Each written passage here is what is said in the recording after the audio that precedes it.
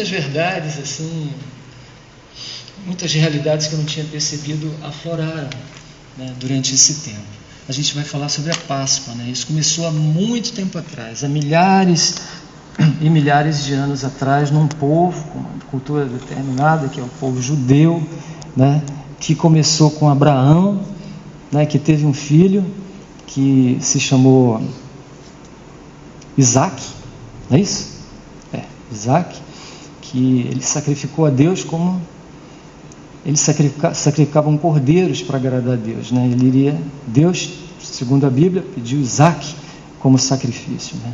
E ele levou o filho para colocar no altar de sacrifício, levantou a espada para sacrificá-lo, e aí nesse momento Deus aceitou o sacrifício dele, que na verdade não era o filho, nem era o cordeiro, mas era a intenção, a obediência, né? Inclusive o professor Hermógenes, que eu estou vendo aqui, rostos queridos, né? Ele dizia que quem não levanta a espada não consegue salvar Isaac. Eu achava bem interessante isso, né? Que as coisas que a gente quer preservar na nossa vida, a gente acaba perdendo. Então você precisa sacrificar. Então, no momento que ele levantou a faca, né? Ele salvou Isaac. Isaac teve 2 filhos, um deles foi Jacó. Jacó teve 12 filhos, que são as 12 tribos de Israel, né? O penúltimo filho foi José, e ele era especial, muito talentoso, começou a ter sonhos, sabe? Ele era místico, diferente dos outros que eram pastores e pessoas mais simples, e ele era um pouco, falava assim, sem ter muito medo, contava os sonhos, e alguns sonhos dele eram sonhos de superioridade, onde ele reinava sobre os irmãos. Os irmãos começaram a ficar um pouco com inveja dele e começaram a dizer para esse cara, o que ele está pensando que é? A gente precisa dar um jeito nele, porque eles valorizavam muito o direito de primogenitura, né? Serem o patriarca da família quando o pai falecesse. Então resolveram dar um fim nele. Numa dessas discussões com as ovelhas, eles cavaram um poço e jogaram Isaac lá dentro. José lá dentro, e depois se arrependeram, houve ali uma certa discussão entre eles, então vamos tirar eles daí. Passou uma caravana levando escravos e venderam José como escravo, e ele foi para o Egito. Eles voltaram para casa dizendo que José havia morrido. O que aconteceu? Por 17 anos ele sofreu muito, e com equanimidade, né? Se tornou servo de um governador, de uma pessoa muito importante no Egito. Continuou tendo sonhos. A própria mulher do chefe dele o tentou, queria seduzi-lo, e ele permaneceu correto, e com isso ele foi para a cadeia. Ele ficou muitos e muitos anos lá na cadeia, começou a decifrar sonhos também, e esses sonhos eram sonhos que salvariam o Egito de uma grande fome, períodos de fome. Ele sonhava com vacas magras que comiam vacas gordas, e ele começou a interpretar esses sonhos do governador, do faraó, na hora. Com isso ele foi liberto, explicou o que significava, e com isso ele salvou o Egito. Começaram a plantar, estocar, e veio realmente aquela fome. Ele trouxe a família toda. É uma história maravilhosa, a história de José. Com isso o povo do Egito os filhos a família toda de Jacó foi morar no Egito. E os anos se passaram, os judeus se multiplicaram em um número muito grande. Os faraós foram trocando, passando para os seus filhos, e perceberam que o povo havia se tornado muito numeroso. Começaram a ficar preocupados com isso, e acabaram que eles se tornaram escravos, né, do faraó. Então a Páscoa, depois das 10 pragas veio Moisés, né? Chegou Moisés, aí vieram as pragas, gafanhotos, sapos, cobras, e por fim a morte do primogênito, que foi a última praga, não é isso? Foi a morte do primogênito. Então houve uma recomendação de que eles sacrificassem um cordeiro, e com o sangue do cordeiro pintassem os umbrais das portas, porque naquela noite passaria o anjo da morte, e todos os filhos dos primogênitos que estivessem ali sem aquele sangue iriam morrer. Então, nesse dia, eles deveriam comer o cordeiro e comeriam um pão também sem fermento, porque o fermento era uma especialidade dos egípcios, de acordo com os historiadores. Então, retira-se o fermento e coloca-se também ervas amargas. Então, foi nesse contexto que Jesus nasceu, que a paixão de Cristo ocorreu, foi no período da Páscoa, né? Então, vamos correr um pouco na história. A história de Jesus, ela emociona muito. Sai Baba menciona muito Jesus também, né? Conta vários relatos sobre Jesus.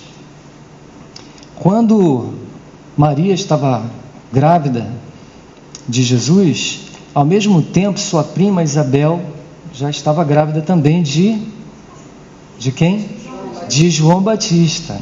Então, num encontro, num censo desses, onde eles tinham que ir até Jerusalém, né, até as suas cidades natais, elas se encontraram. E quando uma viu a outra, se sentiu muito emocionada, e cada uma cantou um cântico maravilhoso, e o ventre de Isabel estremeceu quando viu Maria, João já reconhecendo Jesus. Cada um foi para a sua cidade. João cresceu, se tornou um mestre, tinha seus discípulos. Diz a Bíblia que ele foi para o deserto, e lá muitos seguidores, e ele dizia que para os seguidores que ele não era o Messias, ele não era o ungido, mas que ele veio para preparar o caminho para ele. Aquele que vem depois de mim é mais poderoso do que eu, e ele iria indicar quando ele chegasse. Então, diz Sai Baba que Jesus, até os 30 anos, ficou com os pais, trabalhou junto com seu pai, que era, a profissão dele era carpinteiro. Fez isso para cumprir o dharma de filho, de acordo com Sai Baba. José faleceu. A mãe disse que gostaria que ele seguisse a profissão dele, mas Jesus disse que tinha um outro plano, que ele queria muito ajudar os necessitados e que ele gostaria de não seguir a profissão do pai. E aí é que começa a história de Jesus. E conta-se também que ele fez viagens, né? Isso não tem relatos na Bíblia, mas ele fez viagens. Foi onde hoje é o Afeganistão, chegou até a Índia, enfim, foi cultivando a sua vida espiritual. Quando Jesus nasceu, Sai Baba conta que vieram os 3 reis magos, né? Que Jesus diz, que Sai Baba diz que eram reis também, que eram astrólogos, mas em um determinado momento ele diz que na verdade eles eram pastores, eram pessoas simples, levaram presentes. E Sai Baba disse que eles disseram, cada um disse uma coisa para Maria. Para um deles disse, essa criança vai amar a Deus. O outro disse, alguém pode me ajudar? Essa criança vai ser amada por Deus. E o terceiro disse, esta criança é o próprio Deus. Então, essas foram as 3 fases que Jesus viveu. Sai Baba diz também que Jesus viveu três períodos. Num deles, ele se percebia como mensageiro de Deus. Na segunda fase, como filho de Deus, certo? E na terceira, eu e o Pai somos um. Então, essas 3 fases estão associadas a que os magos disseram. Sai Baba diz, essa criança vai amar a Deus. Então, ele, amando a Deus, ele era um mensageiro de Deus. Essas são as 3 fases que nós vivemos também. Nós seguimos o mesmo caminho de Jesus. A segunda fase, Sai Baba disse que aconteceu quando ele fez as austeridades, né? A Bíblia menciona que foi quando ele fez um jejum de 40 dias. Foi quando ele decidiu fazer o ministério dele. Sai Baba diz isso. E aí ele voltou de lá diferente. E ele entrou na fase de eu sou o filho de Deus. sou filho de Deus. Aí essa criança vai ser amada por Deus. Então nós também chegamos na fase em que nós percebemos essa paternidade de Deus, nós percebemos esse amor, ele enche a nossa vida e muita coisa se resolve dentro de nós. A maioria de nós está nessa fase. E a terceira e última fase é quando nós reconhecemos a unidade primordial, o princípio da unidade, nós percebemos que eu e o Pai somos um. Jesus encontrou, logo depois de fazer essas austeridades e saber que ele era o Filho de Deus nesse momento, encontrou João, seguiu lá. João tinha vários discípulos, um deles era André, e Jesus disse: eis o Cordeiro de Deus que tira o pecado do mundo. Aí vem já uma comparação com a Páscoa, né? A gente já pensa, porque eles sacrificavam muitos cordeiros para a remissão dos pecados. E João disse que ele era o Cordeiro de Deus que tira o pecado já do mundo. Então, é uma coisa mais abrangente. E André, assim que soube disso, ele foi falar com Jesus. Jesus havia sido batizado e João havia sido informado por Deus que a quem ele visse descer uma pomba em forma de luz, foi o que ele viu, né, desceu sobre Jesus, aquele seria o Filho de Deus. André foi falar com ele: mestre, onde você mora? Ele disse: vem comigo e vê. E aí foi ele mais uns discípulos e ficaram um dia, o resto do dia com Jesus. André ficou tão impressionado que chegou em casa, falou para Pedro, na época se chamava Simão, disse: olha, eu acho que eu encontrei o Salvador, o Messias ungido, aquele a quem nós estamos esperando, que vai libertar o povo que estava sobre a opressão estava sendo dominado por Roma. Pedro seguiu, no outro dia foi encontrar Jesus e ele disse: Simão, filho de João, você é Pedro, quer dizer pedra, né? Mais tarde ele disse: sobre essa pedra edificarei a minha igreja. Mas você viu que Jesus, como mestre, ele já aumentava a autoestima, ele já curava, né? Já ia direto na ferida. Jesus foi morar à margem do Mar da Galileia. Descobri isso essa semana. Depois de 50 anos de idade, ele saiu da casa da mãe, foi morar em Cafarnaum. A mãe morava em Nazaré, né? Então ele mudou de cidade. Foi morar onde? Numa vila de pescadores. E lá ele conheceu essa comunidade de pescadores. E aí... muito obrigado. Vou segurar.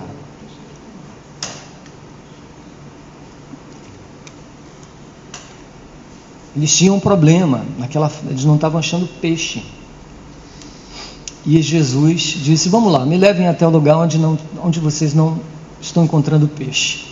E eles mandaram: podem jogar as redes. E as redes se arrebentavam de tanto peixe que eles encontravam, né? E aí eles não quiseram mais largar Jesus por causa do peixe, né? Então, como Sai Baba diz, né? Eu dou aquilo que vocês, como é que é? Querem, para que vocês desejem o que eu tenho para dar. Então Jesus seguiu o mesmo método. Ele deu peixe para eles. Então, um foi falando para o outro e eles foram se ajuntando. Uma coisa especial também, que ele tratava os discípulos de forma pessoal, né? Então teve um outro caso que foi de Natanael. Um outro pescador, era Filipe, chamou ele para ir lá e disse: olha, nós achamos o Messias, e ele mora aqui perto, e ele veio de Nazaré. Disse: por acaso alguma coisa boa pode vir de Nazaré? Porque Nazaré era uma cidade com uma fama, os religiosos lá eram muito duros, sabe? E aquilo se espalhou, se vem ver. E aí Natanael se aproximou, e isso impressiona, porque Jesus, quando viu, disse: aí está uma pessoa de coração reto e sincera. Aquilo já deixou ele emocionado. Ele perguntou: mestre, você me conhece? De onde? Ele disse: hoje eu vi você quando você estava debaixo da figueira. Então a gente não sabe o que estava acontecendo ali debaixo da figueira, mas ele ficou tão emocionado e disse: oh, mestre, você realmente é o Filho de Deus, você é ungido do Senhor. E já se rendeu ali. E assim os discípulos foram surgindo. Jesus foi praticando milagres, ensinamentos novos, né, contraditórios, muito contraditórios aos ensinamentos que eram feitos naquela época, tipo olho por olho, dente por dente, apedrejamentos e mais a corrupção generalizada que havia também na religião. E a missão dele foi uma missão muito dura, né? Ele nasceu num período da humanidade em que a ignorância prevalecia, né, de um modo geral, né? Então era difícil de compreendê-lo. Ele conseguiu inimigos religiosos e inimigos políticos. Curou cegos, curou surdos, curou mudos, aleijados, leprosos, doenças desconhecidas, incuráveis. E esse era o tipo de gente que andava por lá naquela época, né? E Roma dominando tudo, oprimindo, cobrando impostos. Então foi uma missão muito difícil. Desde o início ele sabia que assim seria e não se negou. Bem, temos 5 minutos para terminar.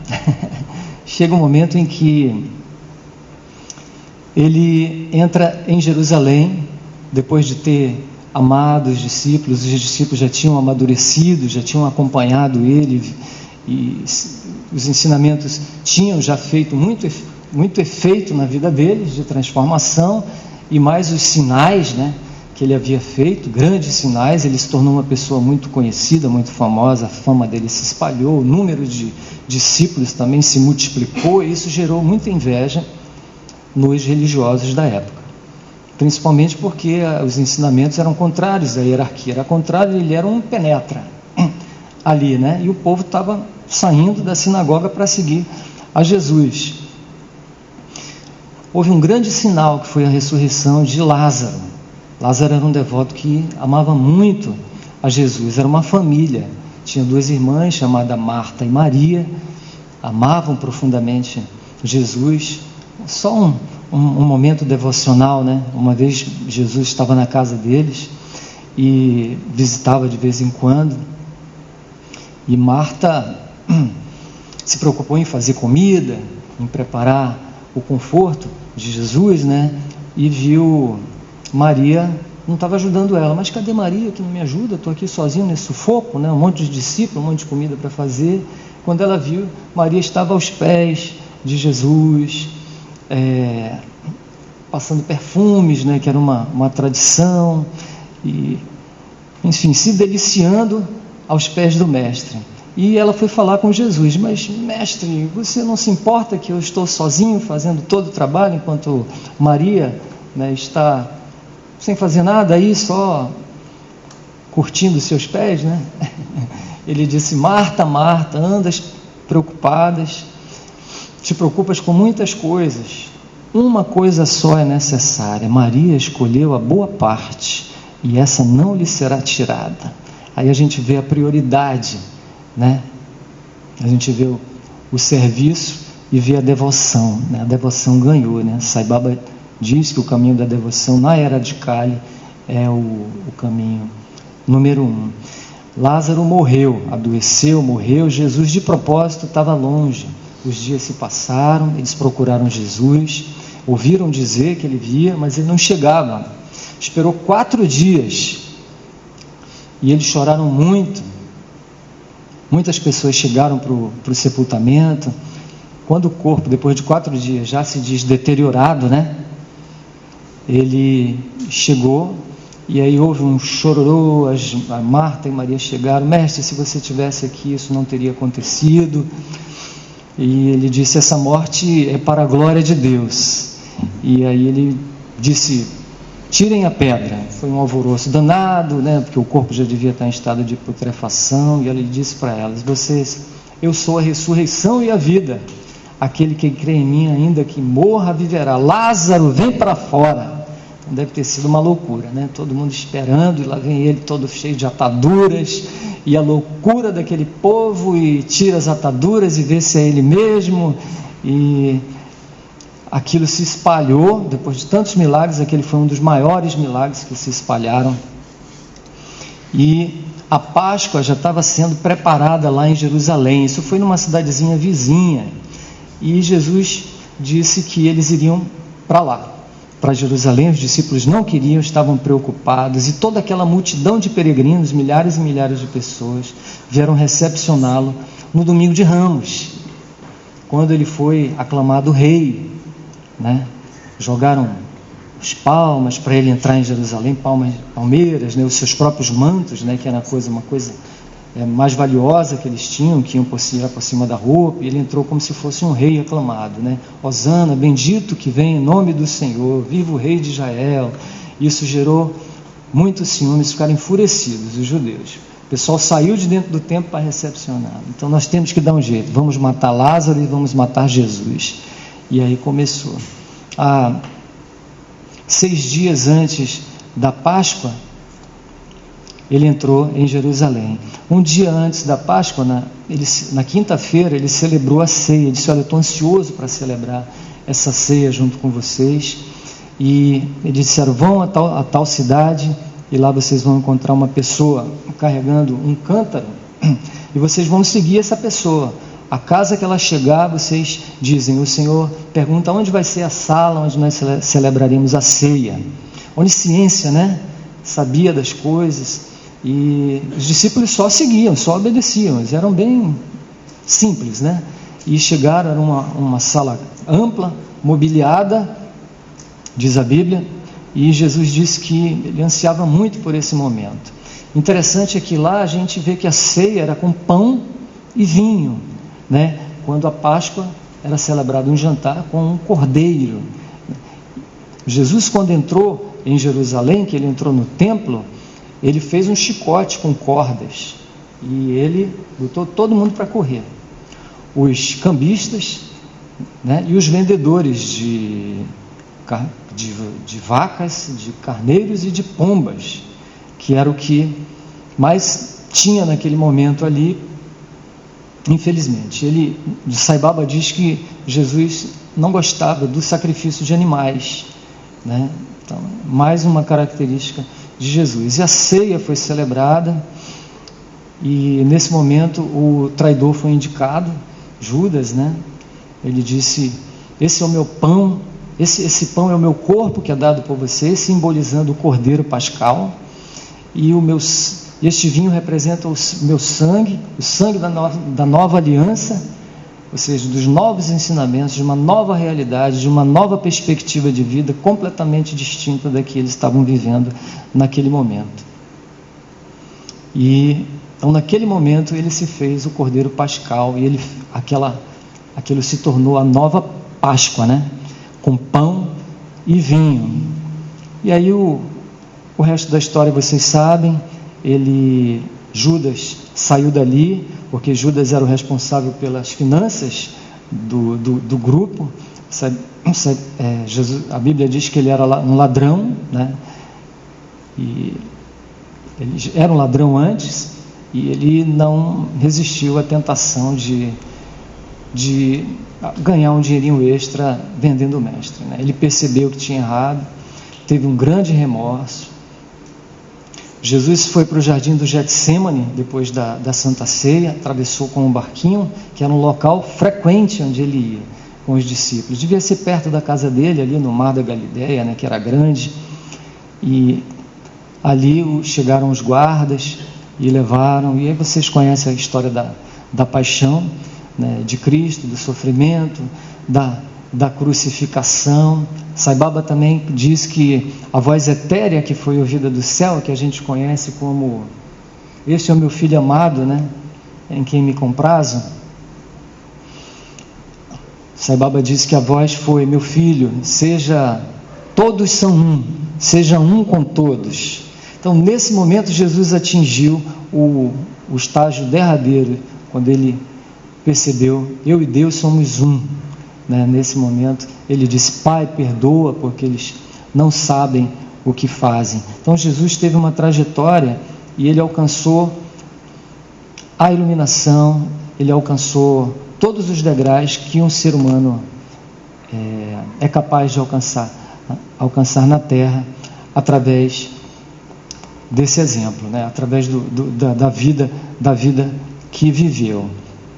Eu trouxe um texto, e agora eu vou terminar, passei 5 minutos. Eu trouxe um texto que eu achei muito bonito, que eu conheci ontem, que retrata muito bem esses últimos dias. É sexta-feira, Jesus está orando, Pedro está dormindo, Judas está traindo, mas o domingo está chegando. É sexta-feira, Pilatos reluta, o sinédrio conspira, a multidão escarnece. Eles não imaginam que o domingo está chegando. É sexta-feira, os discípulos estão fugindo como ovelhas sem pastor. Maria está chorando, Pedro está negando, mas o que eles não sabem é que o domingo está chegando. É sexta-feira, os romanos ferem a Jesus, eles o cobrem de cicatrizes, eles o coroam com espinhos, mas eles também não sabem que o domingo está chegando. É sexta-feira, Jesus caminha até o Calvário, seu sangue escorre, seu corpo tropeça, seu espírito está oprimido, mas você entende, é só sexta-feira, e o domingo está chegando. É sexta-feira, a vitória é do mundo, as pessoas estão pecando, o mal está sorrindo. É sexta-feira, os soldados pregam as mãos do Senhor na cruz, eles pregam seus pés naquela cruz e os suspendem ao lado de criminosos. É sexta-feira, mas permita-me dizer-lhe, o domingo está chegando. É sexta-feira, os discípulos se perguntam o que aconteceu com o seu rei. Os fariseus estão celebrando, pois a sua trama funcionou, mas eles mal sabem que é apenas sexta-feira. O domingo está chegando. É sexta-feira, ele está pendurado na cruz, sentindo-se abandonado pelo Pai, deixado sozinho e morrendo. Porém, poderá alguém salvá-lo? É sexta-feira, mas o domingo está chegando. É sexta-feira, a terra treme, o céu escurece, o rei entrega seu espírito. É sexta-feira, a esperança foi perdida, a morte venceu, o pecado triunfou, o mal dá gargalhadas. É sexta-feira, Jesus está morto, soldados montam guarda, uma pedra é colocada no lugar, mas é sexta-feira, e apenas sexta-feira, e o domingo está chegando. Maria Madalena chegou lá no túmulo, o dia estava amanhecendo, e a pedra que estava até selada com selo romano, e guardas que estavam lá, já não estavam mais, a porta estava aberta. Ela entrou, um pouco assustada, e viu 2 homens com vestes brancas resplandecentes, e se assustou, caiu por terra, com o rosto em terra, assustada. Por que você procura entre os mortos aquele que vive? Disse o anjo. E ela disse, ela pensou que fosse o jardineiro, ela não reconheceu. Eu disse, onde você o colocou? Me diga, que eu irei buscá-lo. Aí ele disse, Maria, chamou pelo nome. E ela não reconheceu fisicamente. Eu disse, Rabone. Ela identificou pela voz. Você imagina o amor que ela não sentiu naquele momento. Vai até os seus irmãos e diz o que você viu. Ela correu até onde os apóstolos estavam de portas trancadas, com medo, porque os romanos queriam crucificar eles também. E ela entrou lá e disse que ela havia visto Jesus, que Jesus havia ressuscitado. Eles não acreditaram. Mas Pedro e João saíram correndo. Pedro e João era um apóstolo que se parecia tanto com Jesus que às vezes ele era confundido fisicamente. João era mais jovem. João chegou primeiro lá no túmulo e entrou. Pedro ficou parado do lado de... João chegou primeiro por ser mais jovem. Ficou parado. E Pedro entrou lá dentro e viu o linho, né, jogado. E ali diz que João lá de fora creu. O João, o discípulo amado. Você vê que é o segundo estágio, né? Quem ama a Deus tem menos valor do que aquele que é amado por Deus. Quem é amado por Deus é o praticante do Dharma. O amor por Deus, ele é impuro, né? Ele tem o nosso ego, os nossos sentimentos. Mas aquele que é amado por Deus é o praticante da verdade, praticante do Dharma.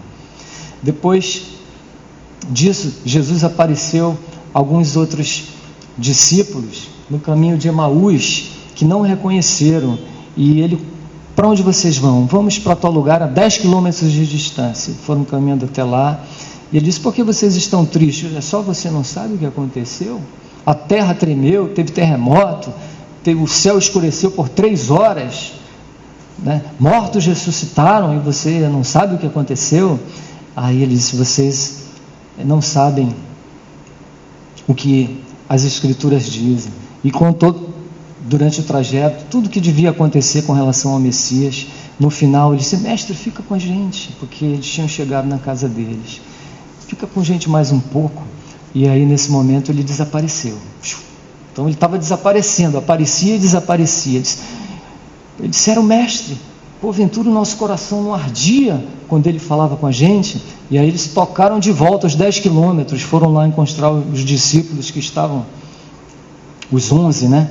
Que estavam lá reunidos, entraram, e mal eles entraram, Jesus aparece no meio deles. Não se sabe se atravessou a porta ou se simplesmente se materializou lá dentro. Disse: paz seja convosco. É um rebuliço, né? O amor, o que parecia o fim, era só o começo, né? E Tomé não estava lá, e Jesus teve que aparecer novamente para eles, alguns dias depois, quando eles estavam ainda trancados dentro da porta. E dessa vez ele chamou Tomé e disse: toca nas minhas feridas, porque ele havia dito isso, né? E Senhor meu e Rei meu, né? Aos prantos, né? Depois Jesus apareceu a mais 500 pessoas num campo bem grande, onde ele combinou que eles fossem lá, e os discípulos viram ele sendo levado aos céus, até sendo ultrapassado pelas nuvens, e anjos apareceram e disseram que ele voltaria, né? Então, na minha experiência pessoal, eu queria muito ter um contato com esse Jesus que voltaria, né? E eu procurei em Krishnamurti, eu achei que talvez pudesse ter sido ele. Amei Krishnamurti, até que eu tive um encontro com Sai Baba, e ele me permitiu vê-lo, ouvi-lo e ter esse contato maravilhoso. Então, cada um de nós tem esse privilégio. Só me diz que nós temos 3 grandes privilégios na vida. Primeiro é ter nascido como um ser humano, né? Anjos e deuses almejam essa possibilidade de nascer como um ser humano, porque temos todas as condições de alcançar a divindade. O segundo é ter nascido na mesma era de um avatar, porque todas as condições são propícias para isso também. E a terceira é ser seu devoto. Sairam.